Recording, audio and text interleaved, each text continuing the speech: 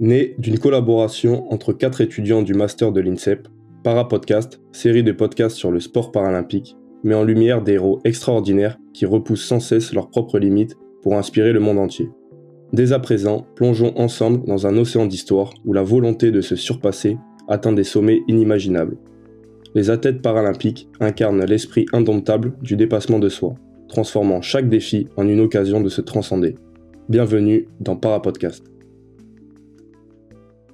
Bonjour à tous et bienvenue dans ce 4e podcast sur le sport paralympique. Aujourd'hui, nous allons parler parajudo avec un parajudoka français qui rayonne mondialement à seulement 23 ans, Elios Lachumanaya.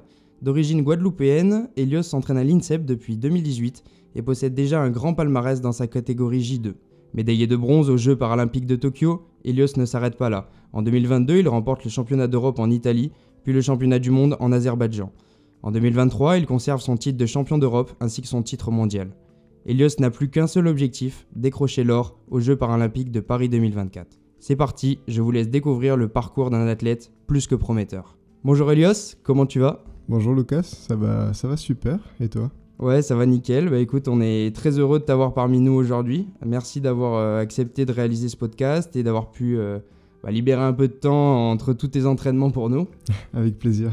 Alors Elios, avant de rentrer un peu dans le détail de ta carrière et de ton parcours de vie, est-ce que tu peux nous parler un peu de cette catégorie J2 dans laquelle tu combats ? Voilà, on commence fort directement. On commence fort, ouais, direct, comme ça les gens savent un peu... Ouais, ça marche. En fait, le sport, le parasport, c'est divisé en plusieurs catégories de handicap. Et au judo, il y a aussi les catégories de poids qui rentrent en compte. Mais on va parler seulement de la catégorie de handicap. Moi, je suis en J2. C'est malvoyant, la catégorie malvoyant. Au judo, on a J1 et J2. J1, ce sont les non-voyants, les personnes dites aveugles. Et J2, c'est les malvoyants à qui il reste un résidu de vue. D'accord. Et ces catégories, elles sont assez récentes parce que jusqu'à Tokyo, on était classés en 3 catégories, B1, B2, B3, et tout le monde combattait ensemble, sans différencier le handicap. Il y avait quelques petits avantages en termes de points, notamment à la ranking list pour les B1, les personnes aveugles. Et maintenant, depuis janvier 2022, on est en J1 et en J2 et on combat plus ensemble. Et ça entre aussi dans une question d'équité, parce qu'en fait, on voyait que les B1, maintenant J1, disparaissaient de plus en plus des podiums. Et du coup, voilà, pour quand même garder les personnes non-voyantes sur le circuit, leur permettre à certains de revenir, on a segmenté ces 2 catégories, J1 et J2. Et en fait, le retour là-dessus est assez favorable, assez encourageant. Comme j'ai dit, on a pas mal de J1 qui sont revenus à la compétition et qui reviennent performer. Et en J2, le niveau ne fait que croître. On arrive sur de très bons niveaux dans certaines catégories. Pour donner un exemple, on est sur du niveau 2e, voire première division pour les meilleurs français. Ce qui est un très bon niveau, je parle première division valide, ce qui est un très bon niveau en judo. Et anciennement, du coup, ces catégories B2 et B3, c'était selon l'acuité visuelle de l'athlète ? C'est ça, en gros pour schématiser, B3 c'est ceux qui voyaient le mieux, c'était entre 1/20e et 1/10e en acuité visuelle. Okay. Et B2 c'était la catégorie la plus large parce qu'on allait de à peu près 1/20e, 1/30e, ça dépendait, jusqu'à la cécité totale. Du coup c'était la catégorie vraiment la plus large. D'accord, donc toi tu combattais en catégorie B3, c'est ça ? J'étais en B2. J'ai B2. commencé en B3 et après j'ai un peu perdu de la vue et je suis descendu en B2. D'accord, ok. Et du coup, le fait qu'il y ait de nombreuses catégories de poids, est-ce que les catégories de poids sont restées les mêmes ? Non, forcément on a dû en enlever parce que de 1, on ne pouvait pas multiplier le nombre de médailles au jeu. Il y en a déjà énormément qui sont distribuées. Et en judo, on ne pouvait pas démultiplier. Et en plus de ça, si on gardait les mêmes catégories, on allait avoir des catégories à 5-6 personnes. Chez les masculins et chez les féminines, pareil, c'est encore pire parce qu'il y a certaines catégories où il n'y a vraiment pas grand monde. Et on a regroupé, il y a eu beaucoup de débats là-dessus. Pour Paris, ils ont fait le choix de garder moins de 60 kg, moins de 73 kg, moins de 90 kg et plus de 90 kg chez les masculins. Et en 2022, ils ont voté ça. Et mi-2022, il y a eu un second vote. Et c'est passé, je crois, à 60-40 ou 55-45, un truc comme ça. C'est passé à pas grand-chose qu'on change les catégories. En plein milieu de la Paralympiade. C'était quand même très discuté, quoi. C'est ça. Comme sujet. Et là, du coup, pour 2028, les catégories ont évolué. En masculin, ça sera moins de 70 kg, moins de 80 kg, moins de 95 et plus de 95. D'accord. Ça change. On verra après Los Angeles ce qui sera voté. Donc toi, tu feras quoi comme choix? Tu sais déjà un peu Je monterai en moins de 95. Enfin, je resterai dans ma catégorie. Je vais pas descendre à moins de 81 kg. Parce que de toute façon, en poids de forme, t'es... Là, actuellement, je suis à 92, 93. Du coup, je suis très bien. Et surtout, en moins de 80 kg, il y a Nathan Petit qui risque de continuer jusqu'à Los Angeles, j'espère. Ouais. J'espère pour lui aussi. Qui a un très bon niveau, qui fait 5 à Tokyo en moins de 81. Et là, il est descendu en moins de 73 du coup pour Paris. Et il peut très bien aller chercher une médaille, et même la plus belle. Et du coup, on va pas aller se faire de l'ombre l'un l'autre en moins de 80 kg. Et toi, justement, donc, tu as dit que tu étais d'abord B3, puis B2 anciennement. Tu as une maladie dégénérative de l'œil, donc si j'ai bien compris. Est-ce que tu peux nous en parler, si c'est pas indiscret? Non, pas de souci. Alors j'ai une rétinite pigmentaire. C'est une maladie qui atteint la rétine, comme son nom l'indique. Je sais jamais si c'est les cônes ou les bâtonnets qui sont touchés. À chaque fois, je confonds. Mais en fait, c'est les récepteurs de la lumière qui sont soit déficients, soit absents. Et ça entraîne que, pour vous donner une idée, en acuité visuelle, je suis à 1/20e à mon meilleur œil et 1/30e à l'autre au dernier checking. D'accord, parce que c'est différent aussi en fonction... J'ai les deux yeux qui voient pas pareil. D'accord. C'est flagrant. Et pour vous donner une idée, mon meilleur œil, quand on fait le test des lettres à l'ophtalmo, j'arrive à la 2e, 3e ligne, peut-être 4e, et après il faut que je force comme un malade pour essayer de distinguer quelque chose, sinon c'est bien que tu images pour les auditeurs, parce que c'est un test qu'on a quand même beaucoup fait. C'est ça. C'est bien. Et il y a aussi, ça c'est on va dire la partie la plus facile de mon handicap. Après, parce que j'ai aussi le champ visuel qui est touché, qui est réduit. Souvent on dit que les gens qui ont une rétinite ils vont comme dans une pièce de 2 €. Moi c'est pas tout à fait pareil. C'est un gruyère en fait, mon champ de vision. Déjà en hauteur, mon coach il dit que je vois en 16/9, c'est assez représentatif de mon champ de vision. Et après en largeur, j'y vois au centre. Ensuite il y a une phase où par exemple j'y vois pas. Ensuite je revois un peu plus à l'extérieur. C'est assez aléatoire. Et ça c'est pour mon œil gauche, et mon œil droit qui voit moins bien. J'ai des trous un peu partout dans le champ de vision. C'est encore un plus gros gruyère. C'est vraiment plus compliqué. C'est pour ça que je suis souvent tourné avec mon œil gauche vers l'avant. Quand je regarde mon téléphone, il est souvent devant mon œil gauche. Ça fait assez bizarre quand on le sait pas. mais voilà, et oui, c'est une maladie dégénérative qui pourrait entraîner une cécité. Pour l'instant, je croise les doigts pour que ça reste au point où j'en suis là. Mais oui, j'y voyais mieux. Jusqu'en 2018, j'étais à 1/10, et avec correction, j'étais à 2 et 3/10. Et depuis, j'ai perdu en acuité. Et j'ai demandé la dernière fois à l'ophtalmo si je pouvais avoir des lunettes pour corriger. Il m'a dit que non, il y avait pas grand-chose à corriger. D'accord. Et la vision périphérique, du coup, elle est complètement... Elle est, comme je dis, c'est un gruyère. Là, c'est pas du tout adapté au podcast, mais par exemple, si je te regarde, je vois pas le micro. Okay. Je vais voir ici à peu près, mais entre les deux, je vois pas. Je vois la fenêtre, tu vois, mais bon, là, voilà, c'est flou. Et est-ce que c'est quelque chose, du coup, de naissance, ce handicap, ou c'est quelque chose qui s'est développé en grandissant? Oui, alors... il y a deux versions. Et est-ce que tu le savais aussi, surtout? Ouais, alors moi j'avais entendu que ça s'était déclaré à mes 3 ans. Récemment, ma mère m'a dit que c'était de naissance. Bon, après, entre 0 et 3 ans, je peux te dire que j'ai pas de souvenir d'avoir vu correctement. Ce serait étrange, sinon.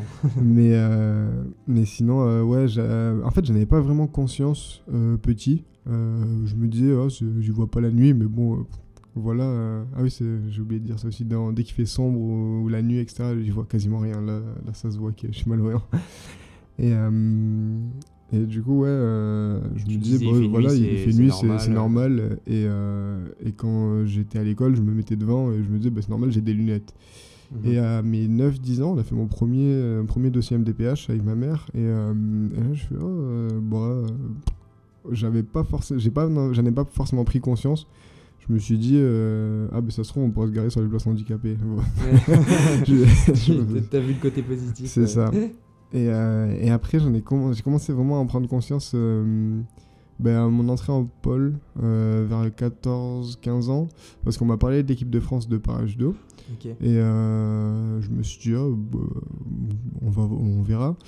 Et à mes 16 ans, ou 16-17 ans, je sais pas, 17 ans je crois, j'ai vraiment intégré pour faire des stages et des compétitions l'équipe de France de parajudo. Et c'est à ce moment-là où je n'ai vraiment pris conscience de mon handicap.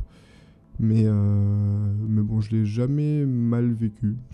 C'est arrivé petit à petit et je me suis dit, bon, ok. On va apprendre à vivre avec et ça va me permettre d'avoir de belles opportunités aussi. C'est ça, je me suis pas apitoyé sur mon sort. Au contraire, je me suis dit, c'est cool, je vais pouvoir voyager. Mais c'est ce qu'il faut faire, je pense. Et tu as découvert le judo donc, très tôt, je crois à l'âge de 7 ans, j'avais vu. Est-ce que tu as pratiqué d'autres sports aussi ou c'est toujours le judo qui t'a animé ? Alors j'ai pratiqué d'autres sports, j'ai fait 1 an de foot avant. Il y a 2 versions là aussi, soit j'étais nul, soit ça m'a pas plu. Moi je préfère dire que ça m'a pas plu. C'était là-dessus. Et sinon après j'ai fait d'autres sports en parallèle. J'ai fait du BMX, du basket et de l'athlétisme.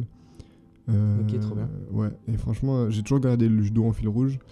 Mais j'ai bien aimé le basket et l'athlétisme. Ça peut m'arriver de temps en temps d'aller faire un petit basket comme ça avec les potes comme ça. C'est ça, avec le peu de vue et les potes que j'ai, d'aller jouer un peu mais tranquillement. Et l'athlé, j'essaye de suivre un peu. Après, pratiquer l'athlétisme, c'est plus compliqué que d'aller faire un basket entre potes. Mais c'est 2 sports qui m'ont bien plu. BMX un peu moins, un peu comme le foot, ça m'a pas plu, on va dire. Et sinon, j'ai fait d'autres sports. T'étais excellent en BMX. Ouais, c'est ça, j'étais trop fort. Il y avait une carrière à faire. Ouais, c'est ça, il y avait des choix à faire. Et jusqu'à mes 14 ans, j'ai pratiqué un peu. J'avais aussi j'ai fait du rugby à l'UNSS, plusieurs sports à l'UNSS aussi. Et à mes 14 ans, du coup, je suis entré en Pôle Espoir. Et il a fallu faire un choix, soit aller au Pôle Espoir, soit rester à Tarbes et continuer à pratiquer plusieurs sports. J'ai dit, allez, on va faire du judo. On va faire du judo, on va partir au Pôle Espoir. Et justement, j'ai vu que tu étais passé par Toulouse en sport-études. Déjà ça fait plaisir parce que c'est la ville dans laquelle je suis né et j'ai grandi, donc j'espère que tu t'es régalé. Je me disais que c'était une bonne personne. Voilà, c'est ça. Ça fait plaisir. Et donc j'espère que tu t'es régalé dans cette ville. Est-ce que tu peux nous parler un peu de ces années avant d'arriver à l'INSEP en tant que jeune sportif de haut niveau? Ouais, bien sûr. Alors c'était particulier parce que j'étais quand même jeune. J'ai fait de 14 à 16 ans à Toulouse. Ouais. Du coup, on n'a peut-être pas les mêmes, les mêmes endroits en connaissance. Mais non, ça a été un super passage. Moi, j'aime vraiment bien cette ville de Toulouse. J'y suis retourné depuis pour faire la fête avec des amis qui habitent là-bas, forcément. Mais non, j'ai vraiment gardé cette ville en affection. J'ai fait 2 ans aussi à Bordeaux de mes 16 à 18 ans. Et il n'y a pas les mêmes atomes crochus, on va dire, avec la ville. Franchement, parlons-en. Je suis vraiment plus fan de Toulouse. Et après, c'était vraiment... Toulouse, ça a été vraiment l'accès au niveau, on va dire. Ouais. On commençait à s'entraîner tous les jours. Et c'était 1 fois par jour, 1 à 2 fois peut-être le vendredi. On avait 1 heure de technique, après j'allais au club. Mais ouais, c'était un premier pied dans le haut niveau. Apprendre à gérer ce quotidien, c'est ça, déjà à partir de chez soi. À partir, à gérer la fatigue, de l'enchaînement d'entraînement. Ouais. Au début, je voyais ça...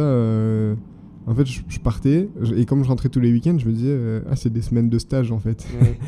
Et après, au fur et à mesure, tu prends le rythme, tu te fais des amis, tu t'apprends à te dire, oula, il faut quand même, c'est sport, études, faut quand même garder l'énergie pour les cours. Bon, j'ai jamais été très bon là-dedans. mais voilà, c'était tout un rythme à apprendre. Et après, à Bordeaux, ça a été vraiment, genre, là, à Bordeaux, c'était un pôle France. Ça vraiment, tu avais quel âge pour resituer un peu? J'avais 16 ans. D'accord. Je continuais à rentrer tous les week-ends. Mais là, on était vraiment dans le haut niveau. à s'entraîner tous les jours, et 2 fois par jour on était sur du bi-quotidien. 2 fois par semaine on était sur du bi-quotidien. Et là le rythme a encore évolué, mais j'ai assez bien absorbé. Là il a fallu aussi gérer le bac, comme c'était de 16 à 18 ans, c'est ça. Faut pas que s'entraîner. C'est ça. Et mais je suis toujours resté focus sur le sport, sur les études. Et en même temps que j'étais à Bordeaux, du coup c'était ma 2e année, j'ai découvert les sorties internationales avec l'équipe de France de parajudo. Et là, encore il a fallu s'adapter, en se disant cet été, moi qui avais pas forcément l'habitude de beaucoup travailler, je gardais quand même la condition physique, mais bon, pas énormément. Là, il fallait bosser au mois de juillet parce qu'il y avait le championnat d'Europe, et après au mois d'août il fallait repartir parce qu'il y avait la saison qui allait enchaîner. Et du coup, ouais, ce qui est cool, c'est que j'ai pu quand même, comme j'avais fait 1 an de Pôle France avant, j'avais le rythme, et en fait enchaîner sur l'été, ça m'a permis juste de revenir, de continuer ce rythme, c'est ça, de revenir en meilleure forme sur le mois de septembre. D'accord. Et en 2018, après, j'ai eu la chance d'intégrer l'INSEP pour préparer les Jeux de Tokyo. Et là, encore un tout nouveau rythme, mais là vraiment tout nouveau, parce que le rythme scolaire n'était plus le même, le rythme de rentrer à la maison n'était plus du tout le même, vu que je rentrais beaucoup moins. Non, je suis rentré 2-3 fois dans l'année maximum, là où avant je rentrais quand même tous les week-ends. Et ça a été quelque chose à apprendre. Ça n'a pas été si facile, je pense, les premiers mois. Mais bon, après, voilà, on prend le rythme, on se crée un nouvel entourage, on garde quand même les connaissances qu'on avait, qui nous ont suivis depuis tout Bordeaux, et même certains qui sont là depuis Toulouse. Okay. Et du coup, ouais, non, ça se fait petit à petit. Ok. Est-ce que tu peux nous parler, tu as parlé des championnats d'Europe en 2017, c'était au Royaume-Uni. Est-ce que tu peux nous parler de cette première compétition, je dis première compétition, mais c'est première grosse compétition peut-être pour toi. Est-ce que tu peux nous en parler un peu ? Ouais, je reviens juste un peu avant. Ma première compétition, c'était 1 mois et demi avant, je crois, au mois de juin. Et je sors sur un Continental Open. Et je me dis, on va voir. Je n'avais pas aucune prétention, je vais me dire, voilà. C'était une nouvelle catégorie. Je montais en moins de 90 kilos. Ah, t'étais déjà en moins de 90 kilos, ouais, à ce moment-là. Je faisais après, 84-85 kilos, quoi. Ouais. J'étais assez léger, mais j'avais fait le choix de monter, et parce que je savais que ça allait être ma catégorie après à long terme. Et la compétition se passe très bien, très bien, ça se passe bien, je finis 2e. Et en finale, ça a été vraiment un baptême. Genre, comme m'ont dit mes coachs, tu as été un peu comme un enfant. Et il va falloir que tu passes ce cap. Et du coup, je fais OK. Mais voilà, je me dis, c'est ça le niveau. En vrai, ça peut être atteignable. Ça peut être atteignable si je continue à bosser. Après, il y avait un moment le premier qui était fort, et les autres, c'était niveau moyen. Mais ça donnait déjà une première idée. Et du coup, mois de juillet, fin juillet, début août, je sais plus exactement. On va au championnat d'Europe, et là je me dis, allez, il y a quelque chose à aller chercher. On tente, pareil, sans aucune attente, sans trop de prétention, comme j'étais sûrement le plus jeune ou un des plus jeunes sur le tapis. Ça te permet de libérer aussi la pression peut-être. Aucune pression, je me dis, allez, on y va. Et les premiers tours se passent bien, et j'arrive en demi-finale, et j'avais aucune connaissance vraiment de mes adversaires. Là maintenant, tu me dis... le top 10, je pense, de ma catégorie, tu regardes la ranking list, je te dis exactement quel profil, son palmarès, etc. limite. Là, j'avais vraiment aucune connaissance de mes adversaires. Et on me dit, il est un peu costaud, mais ça pourrait passer. Je fais OK. J'y vais. C'est l'info. Et voilà, c'est ça. Et là, on se fait un gros combat.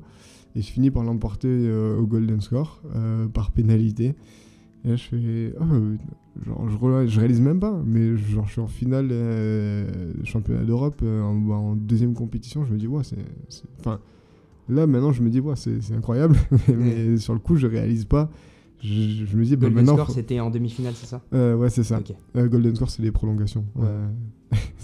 au cas où. Moi, je connais un peu, mais si tu peux C'est- peut-être expliquer pour les auditeurs, c'est vrai que c'est bien. Ouais, Golden Score, c'est en fait un combat de judo, ça dure 4 minutes. C'est au bout des 4 minutes, on n'a pas réussi à se départager. On part en Golden Score, et là, c'est en fait le temps remonte, et c'est le premier, c'est une espèce de but en or, le premier qui marque, qui gagne, ou qui perd par pénalité. Et le temps est illimité. Et du coup, je gagne cette demi-finale par pénalité. Et la finale, après, je fais mon tranquille. Et là, on me dit, là, lui, il est costaud. Il fait ça, on me donne un peu plus le profil. Un peu plus de détails. C'est ça. Je me dis, bon, on va voir ce que ça donne. Et on commence le combat. Et je crois, 2-3e séquence, hop, je prends un premier Wazari. C'est une première valeur. Et je me dis, ah oui, ok, d'accord. Bon. C'est comme ça. Il faut se bousculer un peu parce que là, on entame mal le combat. Et après, les minutes restantes, on enchaîne. Et à la dernière minute, je perdais encore. Les pénalités ne montaient pas, je crois, de chaque côté. Et je me dis, on va tenter quelque chose. Et j'ai tenté, je me suis fait avoir. Hein, je prends un deuxième Wazari et hop, je perds. Et sur le coup, pas déçu, parce que je me dis, j'avais pas vraiment d'attente. Enfin, un peu déçu d'avoir perdu, mais bon, Bien sûr. voilà, j'ai pris des. Là, pour une fois, pour donner un exemple, en demi-finale, la personne que je bats, maintenant, je sais très bien qui c'est. Ouais. C'est notre cher ami ukrainien on s'est pris un nombre incalculable de fois, là, depuis le début de ma carrière. Et tu vas Sur le sûrement circuit. rencontrer à nouveau. Et on s'est rencontrés à nouveau, et pendant un long moment, j'arrivais plus à le battre. Ouais. Et il est champion du monde en 2018. Il gagne aussi les Jeux mondiaux en 2019. Du coup, c'était quand même un très très bon adversaire. Ça reste un très bon adversaire. C'est lui que tu prends aussi en 2019 ou en finale? En finale des mondes. des Europes et des mondes. Ouais. Et du coup, voilà, je fais deuxième sur ces deux compétitions. Ouais. C'est-à-dire que c'était un très bon judoka. Très bon combattant. Ouais. Et en fait, sur le coup, je réalise pas forcément que c'est lui, mais je me dis, voilà, j'ai fait mes combats. Et je me dis, vas-y, je me lance à fond dans ce projet para-judo. Au début, j'avoue qu'il y avait un peu de réticence parce que on entendait les autres autour parler du para-judo en disant voilà, il a fait champion paralympique, super, il a battu 3 plombiers et un peintre, et voilà, il est champion. Et en fait, en allant combattre, je me suis rendu compte que c'était faux. Certes, il y avait parfois des plombiers, hein. Mais sinon, après, non, les mecs au top niveau, j'invite les gens qui disent que c'est des plombiers à aller les combattre, et ils verront bien, ils seront surpris, quoi.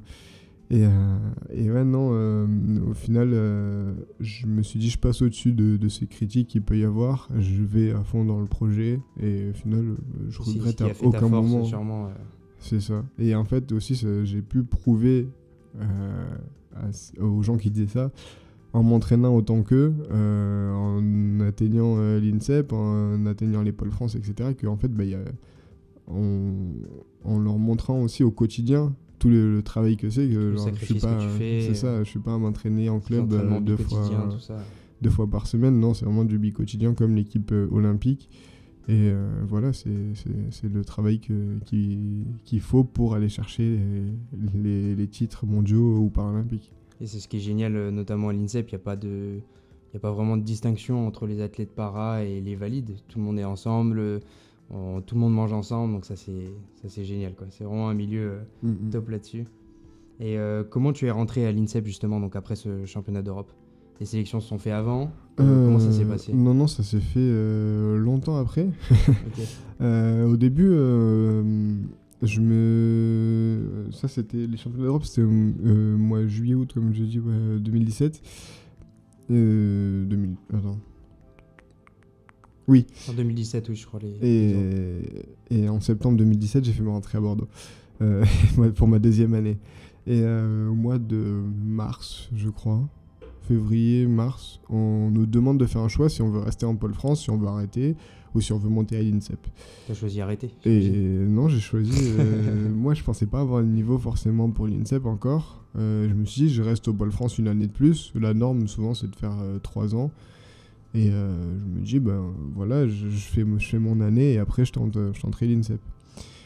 Et là, j'ai un de mes entraîneurs qui me dit, écoute, moi je pense que tu peux tenter l'INSEP dès cette année.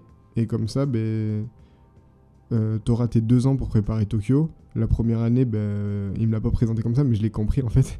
La première année pour encaisser le rythme d'entraînement et la deuxième année pour peaufiner les détails qui restent à peaufiner, c'est ça. Et du coup, j'ai dit, enfin, quand on propose l'INSEP, ça se refuse pas. Hein. J'ai dit, oui, on change ma feuille. Et, voilà. Et après, je suis passé au comité. Il y a un comité de sélection où tous les entraîneurs de Pôle France et les entraîneurs nationaux se rejoignent pour voir qui rentre à l'INSEP ou pas. Et du coup, j'ai eu la chance d'être sélectionné pour entrer à l'INSEP en tant qu'interne. Et voilà, ça se fait comme ça. Ça fait maintenant 6 ans que t'es ici. C'est ça. Ça passe vite. Hein.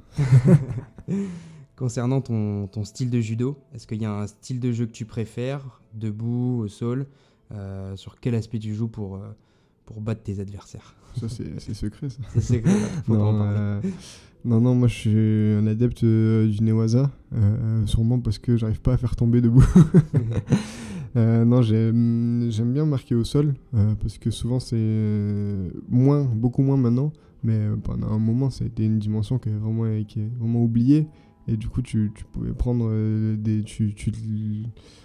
tu gagnais des combats avec le sol. Les combats qui pouvaient être verrouillés debout, où vous avez un niveau à peu près similaire, où le mec il est un peu plus fort que toi, mais il y a une amenée au sol, tu l'as fait à fond. Et là où au sol, t'es meilleur que lui, tu peux aller le finir, ouais. Et du coup, voilà, moi j'ai toujours bien aimé le sol, et aussi parce qu'on chute pas. Ça, c'est cool. Et après, le debout, je suis en train de l'améliorer au quotidien. Après, je suis assez à l'aise pour attaquer dans toutes les directions, mais j'ai pas une technique forte. C'est ça qui me manque. Et du coup, je travaille là-dessus. C'est ce qui fait ta force aussi, d'être bon et complémentaire dans toutes les, c'est ça, sur toutes les techniques. C'est ça. Genoux, en fait, je peux surprendre mon adversaire en attaquant à droite, à gauche, vers l'arrière ou vers l'avant. Mais il me faudrait une technique pour être bien complet, une technique qui soit vraiment dangereuse et qui pourrait me libérer de certaines situations où en fait j'arrive pas à faire tomber. Mais là, j'envoie cette technique à fond et ça marque à 99 voire 100% des cas, quoi. Et est-ce que tes combats se finissent relativement rapidement, ou tu vas souvent au golden score? Est-ce que tu es meilleur dans la durée peut-être du combat? Ouais, Est-ce que tu préfères bon, évidemment, alors, avant, ça se vérifiait plus, parce qu'il y avait plus de vieux sur le circuit international. Au niveau national, en vrai, je peux pas trop te dire avec les valides, parce que ça dépend vraiment des mecs en face. Mais sur l'international, en para, ouais, moi, j'ai pas peur que le combat dure. Maintenant, il y a de plus en plus de jeunes qui arrivent, des mecs de mon âge ou même parfois plus jeunes. Et là, tu te dis, la caisse pour eux aussi, tenir. ils vont avoir la caisse pour tenir. Mais du coup, là, c'est physiquement, il va falloir les impacter d'autant plus. Et sur le judo, après, je suis assez jeune, mais j'ai quand même pas mal d'expérience, on peut le dire, je pense. Ouais. et du coup, tu peux jouer là-dessus. Mais ouais, non, en fait, ça dépend vraiment de l'adversaire. Il y a des combats où j'ai vraiment envie de les finir vite. Et il y a des combats où tu te dis, là, s'il dure, c'est pas plus mal. Ça peut être mieux pour moi. Et alors, moi, je me posais une question, peut-être un peu simple, mais concernant cette catégorie des malvoyants, est-ce que le fait de peut-être poser les mains en premier sur le kimono de l'autre en para-judo peut être une manière de prendre l'avantage sur son adversaire, peut-être plus qu'en judo? Alors, oui et non. Oui, parce que ça dépend de comment tu poses tes mains et l'autre, il peut que s'adapter. Ouais. Et non, parce qu'en valide, en valide, il faut vraiment que tu poses tes mains en premier. Genre, moi, je suis toujours handicapé là-dessus quand je pars à distance. Comme je pose toujours en deuxième, j'ai tout un travail de replacement à faire, de me libérer. Et après, je peux attaquer là où le mec, il a posé ses mains en premier et peut attaquer quasiment direct. Et en parajudo, en fait, là, on pose nos mains avant que le combat démarre. Et en fait, il y a soit en droitier-gaucher, où si tu veux à l'intérieur, il va falloir se battre. Et à un moment donné, l'arbitre intervient Et il dit le blanc pose en premier et la séquence d'après, ce sera le bleu qui pose en premier. Et une fois que tu as posé tes mains, tu peux plus les bouger. Du coup, si le mec il vient me prendre l'intérieur, t'as pas le droit, sinon je ferai une pénalité. Ok. Et après, quand le combat commence, là, tu as le droit de te replacer, etc. Mais bon, tu commences avec un léger désavantage, on va dire. Et il y a aussi l'aspect de la manche, parce que là, on voit de plus en plus les mecs. Avant, c'était vraiment une main au revers qui est à peu près au niveau de la clavicule, et la main à la manche qui est à peu près au niveau du coude. Avant même, quand j'ai commencé, c'était triceps. Après, ils ont descendu au coude, et maintenant, c'est entre le poignet et le coude à peu près. Mais il y en a qui vont chercher il n'y a aucune interdiction d'aller chercher en fait le triceps.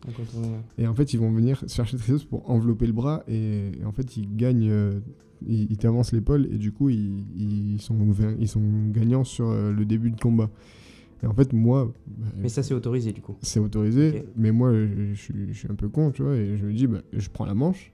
Ouais. Et en fait, le mec, comme j'ai sa manche, il va venir chercher mon triceps, mais ma main, elle va bouger avec sa manche. Oui. Je vais pas lui faire un t-shirt. Du coup, en fait, il est obligé de prendre au même niveau que moi à peu près, et c'est là où en fait, faut être le premier à poser sa main, c'est mieux.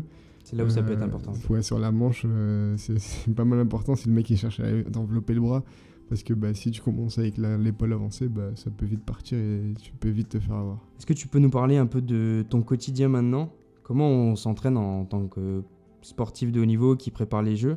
À quelle fréquence ? Quelle est la place de, par exemple, la préparation physique dans une catégorie de poids moins de 90 qui est quand même très exigeante ? C'est la meilleure. Tu peux nous faire un peu... qu'est-ce qui se passe dans la semaine, en fait, pour les gens qui savent pas trop ? Moi, je suis un peu à l'INSEP, donc je vois les judokas s'entraîner tout le temps, mais pour les gens qui savent pas, qu'est-ce que... Alors, en vie quotidien, qu'est-ce que tu fais ? C'est simple. Du lundi au vendredi, j'ai... 1h30, mais plus souvent 2 heures de judo où je vais faire 15-20 minutes d'échauffement, et après ça va être que des combats quasiment. Et ça, c'est du lundi au vendredi. Ensuite, à ça, on rajoute 4 fois par semaine 1h30 à 2 heures de préparation physique. Souvent, ça va être 2 séances de musculation et 2 séances de travail cardio. Où on va aller faire de la course, du vélo, du rameur, enfin des trucs comme ça. Et parfois il y a même en ce moment un préparatrice physique qui est les fans de CrossFit, du coup moi je déteste ces séances. Ouais. Mais du coup il y a beaucoup de CrossFit. Il y a du CrossFit, ouais. Et ça c'est vraiment la semaine type. Et à ça aussi on rajoute 1 heure, 2 fois par semaine, 1 heure de travail technique, où là comparé au combat ça va être vraiment 1 heure à 1h30 de vraiment, je prends un partenaire et tous les deux on répète nos gammes. Je vais prendre une technique, je vais la répéter avec différentes situations, et même parfois ça peut être une technique, une situation qu'on répète pendant 1 heure comme ça. Et ce partenaire il est valide ou... Ouais. Okay. Tu t'entraînes aussi avec les valides ? Je m'entraîne qu'avec les valides. Quasiment que... Ok. Ouais, il y a... déjà en France, on n'est pas énormément de parajudokas et qui font de la compétition en équipe de France, on en a encore moins. Et du coup, à l'INSEP, au quotidien qui m'entraîne, je suis tout seul en malvoyant, qui s'entraîne au quotidien sur les entraînements combat. Il y en a qui viennent ponctuellement, comme Nathan Petit, comme j'ai dit tout à l'heure, et Sandrine Martinet. Et sinon, il y a 2 malentendants qui sont là aussi.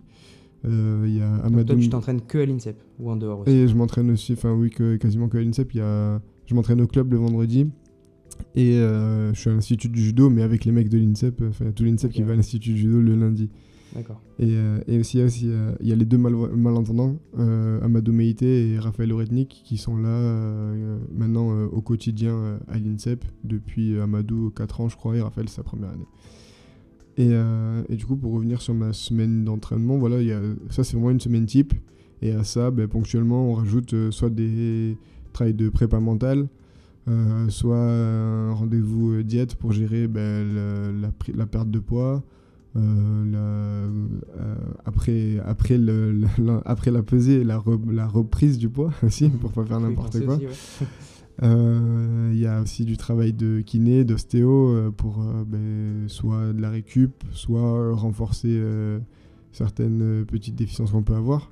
L'avantage c'est de tout avoir ici dans ce campus, quoi. C'est ça, là on a de la chance, moi j'ai quasiment tout ici. Je travaille juste avec un ostéo à l'extérieur, mais sinon moi j'ai tout ici et c'est royal.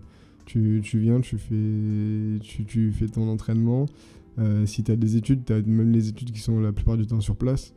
Et du coup, ouais, non, tu viens, tu fais ta journée, tu repars comme si tu étais au boulot. Mais bon, c'est cool comme boulot, ça Et va. tu dors sur l'INSEP ou en dehors du coup? Non, j'ai fait 4 ans et là, ça fait 2 ans que je dors à l'extérieur.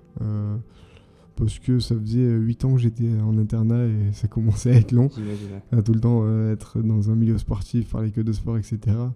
Là, de couper un peu, même si c'est un peu chiant de prendre le RER tous les matins, ça permet quand même de s'aérer un peu l'esprit et c'est cool. D'accord, très bien. Et comment tu vas affiner cette préparation olympique à mesure qu'on se rapproche du début des Jeux? Est-ce qu'il y a encore des grands prix? Est-ce qu'il y a encore des combats? Ouais. Sans rentrer dans le détail, évidemment. Ouais, bah si, en vrai, je peux te le dire, hein, il me reste 3 compétitions là. J'en ai 2 au mois de mars. Là, ça va être en valide, parce que je continue à combattre aussi en valide. Là, j'aurai les championnats de France 2e division avec le club et les championnats de l'Île-de-France individuels. Et derrière, il me restera un grand prix en Géorgie au mois de mai. Et ensuite, on sera sur la prépa terminale de juin, juillet, août. Ça sera prépa terminale avec des stages à Oulgat et Souston. Et après, on aura le camp de base à l'INSEP et on rentre au village début septembre. D'accord. Donc toi, au moment de la toute dernière préparation, tu seras basé sur l'INSEP. Ouais, tout à la fin, on sera à l'INSEP et ça là, c'est vraiment de l'affinage. Enfin, à Tokyo, j'ai pas pu voir trop ce que ça donnait parce que j'étais blessé, du coup, je pouvais rien faire. Justement, je voulais en parler. mais bon, j'ai vu les autres qui faisaient et bah, ça va, c'est tranquille. Hein. c'est vraiment de la répétition de gamme. Tu peux te mettre 1 ou 2 combats pour garder quand même ce rythme-là, mais bon, on va pas aller chercher à se blesser ou de la fatigue inutile. C'est vraiment essayer de faire le plus de jus, comme on dit, d'arriver le plus en forme le jour J pour avoir ton pic de forme le jour des Jeux.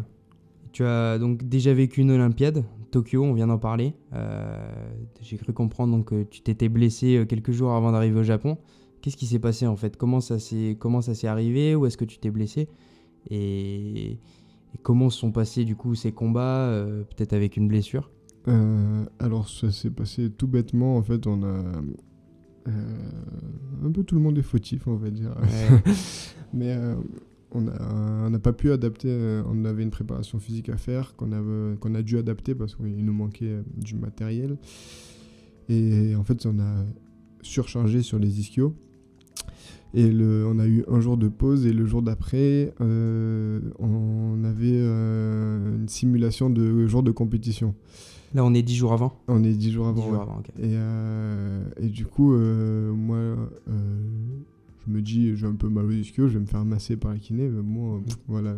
Et sur la simulation de compétition, je fais les 3 combats du matin. Il y a une grosse pause plus longue que ce qu'on a en compétition à midi. Et là, en fait, je fais l'erreur de m'assoupir. Mais genre une vingtaine de minutes. Mais en fait, genre, je me suis refroidi complètement.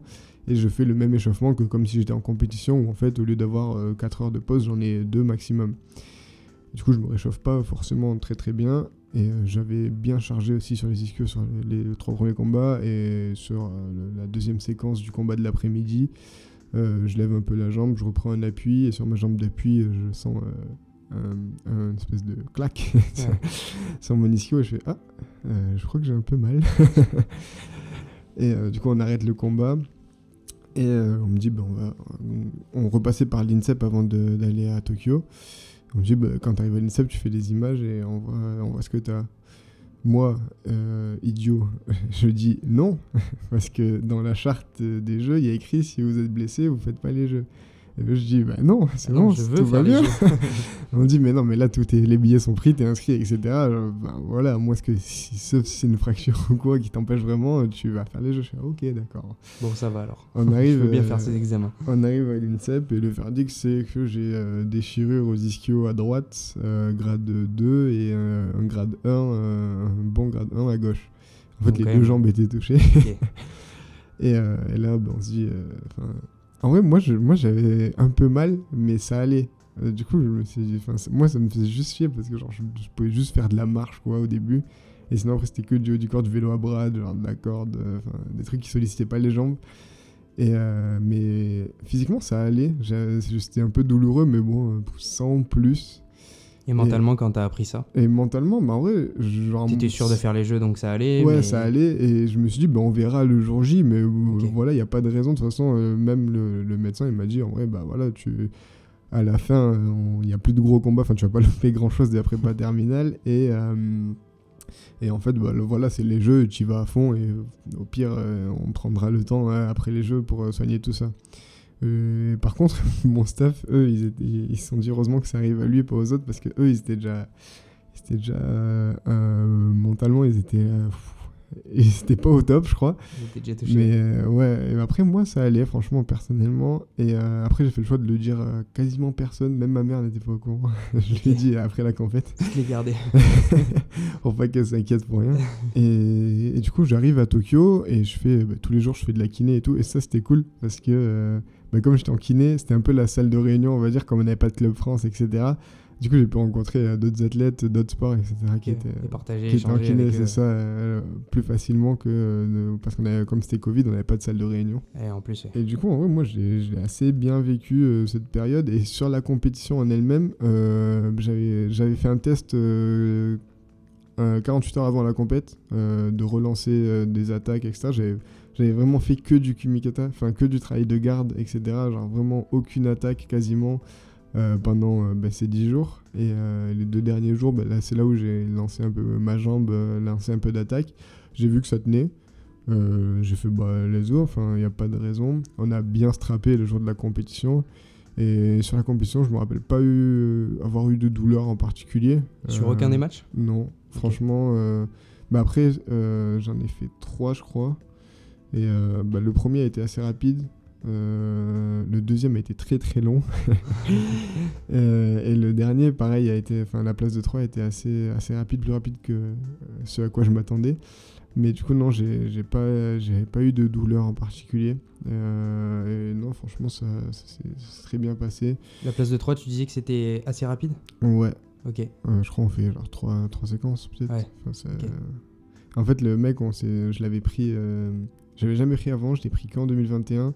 Je l'ai pris sur 4 compétitions. Enfin, les 4 compétitions... 3 compétitions, les jeux plus les jeux. Quelle nation? Kazakh. D'accord. Et les 2 premières, il me bat, mais vraiment, genre, la première, en fait, je suis allé... je pense que j'ai peut-être sous-estimé. Genre, mon coach, il me dit, ça va, il est 17ème mondial, pas dangereux. Allez, hop, je me suis envoyé. Alors, merci. La deuxième, j'ai fait n'importe quoi, et pareil, je perds, mais comme un imbécile. Et ensuite, je le reprends en finale du dernier Grand Prix avant les Jeux. Là, je le bats. Et au jeu, pareil, il tente une stratégie... il fallait tenter, hein. Mais il a voulu me surprendre sur une stratégie, mais comme j'étais, genre, je m'attendais pas à cette stratégie, mais bon, j'ai été fort d'entrée de jeu. Ça a été assez rapide et donc c'est pas allé au golden score? Non, pas du tout. Et du coup, non, cette place de 3 était assez rapide et je gagne au sol. La preuve que je préfère le sol. Voilà. On en est sûr maintenant. Mais ouais, non, pour revenir sur la blessure, en vrai, moi je me suis dit, si j'ai mal, peut-être que ça va m'impacter, mais j'avais pas forcément mal, j'ai peut-être des petites gênes, mais en vrai, je l'ai assez bien pris, on va dire. Alors qu'est-ce que tu retiens de ces jeux? Peut-être une question un peu bête, mais qu'est-ce que tu as retenu du coup de ces jeux pour performer derrière aux Europes et au monde? Je dirais en fait, en termes de judo, ça m'a pas forcément énormément apporté. Parce que le niveau, je l'avais. Et en termes de judo, voilà, ça m'a, enfin, je vois pas forcément ce que ça m'a apporté. Ça a dû m'apporter quelque chose, mais il faudrait que j'y pense plus longtemps. Mais c'est sur l'à côté, ça m'a préparé. Mentalement, la gestion de la blessure, c'est peut-être. Ça, la gestion de la blessure et aussi la gestion des sollicitations médiatiques, etc. Où sur les championnats d'Europe, championnats du monde, on en a beaucoup moins que sur les jeux. Et du coup, en fait, cette prise de lumière, on va dire, ça m'a aidé à gérer ça peut-être, sachant que Paris s'est démultiplié, hein, comme c'est à la maison, c'est les premiers Jeux paralympiques à la maison, etc. Et que je performe en plus. Toutes les lumières sont sur toi. Ouais, c'est quelque chose d'autre. C'est un autre type de pression. Mais ouais, peut-être aussi ça m'a aidé à gérer, enfin, ça, on verra le jour J, hein, mais à gérer cette pression sur les grands événements. Mais après, ouais, en termes de judo, ouais, peut-être m'aider sur la gestion de pression, mais sinon, voilà, ça m'a pas apporté, ça a pas été un déclic. Je me suis dit, waouh, j'ai fait les jeux maintenant. Ouais. J'avais déjà envie de gagner avant, et j'ai toujours envie de gagner maintenant. Et comment tu gères du coup cette pression au quotidien en tant que numéro 1 mondial? Enfin, parce que du coup, en disant ça aide pas forcément, puisque du coup, tous les projecteurs sont sur toi depuis un moment. Mais en fait, comment tu arrives à t'en détacher Je me dis, il faut toujours continuer à travailler parce que tu sais jamais ce qui peut arriver. Et il y a toujours un mec, ça se trouve, il est pas encore là, et il va arriver et il va être très bon et tu vas galérer à le battre. Ce qui est arrivé là, sur fin 2023, début 2024. Du coup, ouais, non, je travaille justement pour me dire, en fait, je suis numéro 1, mais il y a quand même d'autres mecs à aller chercher. Il y a... Tant que, ouais, même si un jour je gagne tous mes combats en 10 secondes, je me dirais, on sait jamais. On sait jamais. Il faut continuer, il faut pas se reposer sur ses acquis. Et il y a un de mes surveillants, je crois, quand j'étais à Bordeaux, qui m'a dit, qui a pris son exemple à lui, et je me suis dit, mais c'est vrai, il faut pas, justement, faut pas se reposer sur ses lauriers. Il m'a dit, lui, quand il était plus jeune, il faisait du basket, et il était talentueux, et il était meilleur que plein de mecs dans l'équipe. Et lui, il s'est reposé sur ses acquis. Il disait, voilà, j'ai pas besoin d'aller m'entraîner. Et les mecs, en fait, qui étaient moins bons, les mecs qui étaient moins bons, ils sont entraînés, ils ont continué, et au final, ils l'ont dépassé. Et après, quand ils ont atteint son niveau, qu'ils ont commencé à le dépasser, il s'est dit, ah ben attends, moi, faut que je m'y mette un peu. Sauf que comme il avait pas du tout l'éthique d'entraînement, etc., il a pas réussi. Et finalement, les autres, ils ont réussi à passer un cap, là où lui, il est resté au même niveau. Et je me dis, même si je suis talentueux ou pas, ça, je sais pas, mais il faut que je travaille justement pour passer numéro 1. Et maintenant que je suis numéro 1, rester numéro 1 et aller chercher le plus de titres possible, le plus de médailles possible. Et Makiné aussi, elle m'a dit, au championnat du monde, elle me dit, maintenant, voilà, t'as fait la partie facile du travail, t'es arrivé sur cette première marche, maintenant, il faut la garder. Et garder cette première marche, c'est pas de tout repos, on va dire. Et parallèlement, comment tu gères ce handicap dans la vie de tous les jours? Est-ce que tu as des adaptations, certains aménagements au quotidien? Comme je m'adapte depuis tout petit, je vais pas te donner... Enfin, si, je peux te donner peut-être des exemples. Tu vois, par exemple, maintenant, j'ai beaucoup plus de mal à lire sur papier. Du coup, j'essaye d'avoir tout en numérique. Et ce qui me permet en fait d'inverser les couleurs. Et je lis beaucoup mieux en blanc sur noir qu'en noir sur blanc. Et même maintenant, quand j'ai des textes trop longs à lire ou quoi, j'essaye de les lire. Et si j'y arrive pas ou que je n'ai pas le temps ou que je suis en train de marcher ou quoi, je mets l'assistance vocale, par exemple, tu vois, et ça me permet de lire le document que j'ai besoin de lire ou quoi que ce soit. Tu vois, je fais beaucoup plus avec la synthèse vocale ou quoi, livre audio, podcast. Et sinon, après, au quotidien, maintenant, ça c'est dur aussi à accepter, mais j'ai passé un cap, j'ai une canne de mobilité. Okay. Je m'en sers plus la nuit que le jour, parce que le jour, je me dis, j'y vois encore un peu. Enfin, j'y vois encore, du coup, je n'ai pas forcément besoin. Mais bon, peut-être qu'un jour, j'en aurai besoin. Mais bon, voilà, ça c'est la grosse adaptation de ces derniers mois, on va dire. Et sinon, après, voilà... non, au quotidien, après, je sais pas trop quoi te répondre. Et quel conseil tu pourrais donner à une personne en situation de handicap pour qu'elle arrive à accepter celui-ci, en faire une force comme toi, tu as pu en faire une dans le sport de haut niveau et atteindre le niveau que tu as aujourd'hui, ou tout simplement s'épanouir dans un sport Même pas, que ce soit pour les personnes en situation de handicap ou pas. Déjà, pour une personne en situation de handicap, je lui dirais de pas s'apitoyer sur son sort, entre guillemets, de se dire, voilà, que ça soit de naissance ou que ça arrive dans la vie, je lui dis, voilà, c'est une étape, il va falloir que je le fasse. Et mon coach, il a sorti une phrase la dernière fois, ça m'a fait rire, mais c'est vrai. C'est le handicap, en fait, on peut tout faire, mais ça prend plus de temps. Et c'est vrai, en fait, on peut quasiment tout faire et ça va juste prendre un peu plus de temps, il faut être prêt à ça. Mais il faut savoir aussi bien s'accompagner pour arriver à faire les choses qui nous paraissent impossibles, on va dire. ou très compliqué à faire, mais si t'es bien accompagné, il n'y a rien d'insurmontable. Et après, moi je suis sportif, du coup je dirais de trouver un sport et si on a envie d'être champion, de se donner à fond. Et forcément, en fait, si on se donne à fond, certes, on aura peut-être des regrets si on n'a pas la médaille autour du cou, mais après, à plus long terme, on se dira, en fait, j'ai pas fait tout ça pour rien, parce que t'apprends tout le temps. Moi, j'ai appris plein de choses avec le sport que j'aurais pas forcément pu apprendre en temps normal, et peut-être pas, mais peut-être que c'est grâce à mon handicap. Et c'est pour ça de se trouver ça c'est plus général, c'est de se trouver une passion, que ce soit quelque chose d'artistique, de sportif, ou même si t'es passionné de comptabilité, quelque chose qui t'anime tous les jours, quoi. C'est ça, d'y aller, de faire ce truc, et voilà, de ce bateau, mais d'être heureux, quoi. Non, pour les personnes en situation de handicap, de passer au-delà, de se dire, en fait, voilà, c'est pas un handicap, c'est une particularité. Ça fait ma force, on va dire. Et voilà, d'aller pousser la porte d'un club de sport, de s'inscrire. Et voilà, tous les clubs maintenant sont para-accueillants, enfin pas tous, mais une majorité des clubs de sport, ça se développe de plus en plus. Et de pas se trouver d'excuses aussi, enfin de pas se chercher d'excuses surtout. Du coup, Elios, on parlait un peu de changement dans le sport para. Est-ce que toi, tu as pu voir des évolutions sur le mouvement paralympique en France, entre les derniers Jeux, les Jeux actuels? Est-ce que les Jeux de Paris vont permettre d'arriver à mettre au même niveau peut-être les Jeux olympiques, les Jeux paralympiques? On a certains médias qui s'intéressent de plus en plus. Alors ouais, on ressent cette lumière qui arrive, on va dire, soudainement sur le parasport, et même sur le sport en général. Avec les Jeux de Paris, on entend de plus en plus parler de sport, de parasport, de parasportif même. Et on a toujours cette notion d'héritage qui est chère aux sportifs à Paris 2024.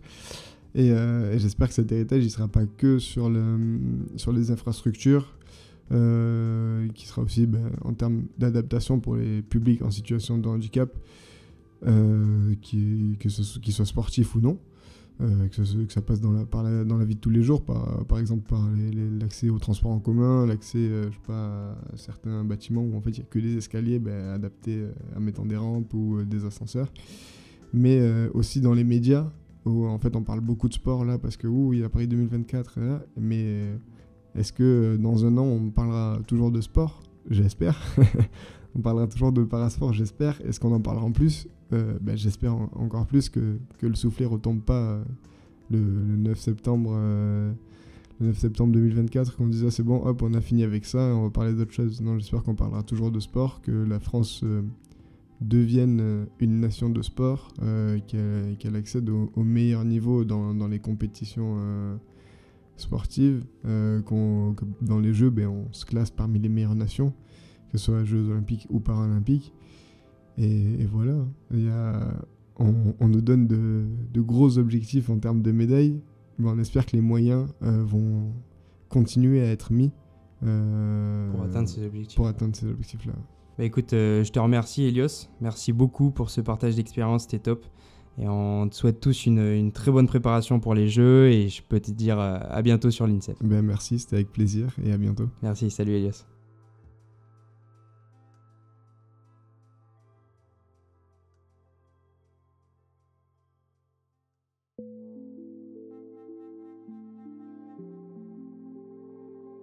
Parapodcast est une production de l'unité de production audiovisuelle de l'INSEP, animée par Lucas Bourgeois, introduction par Thomas Hubert. Merci à Margot Hollermans, référente et assistante sociale au sein de l'INSEP, et à Sylvain Bégaud pour le support technique.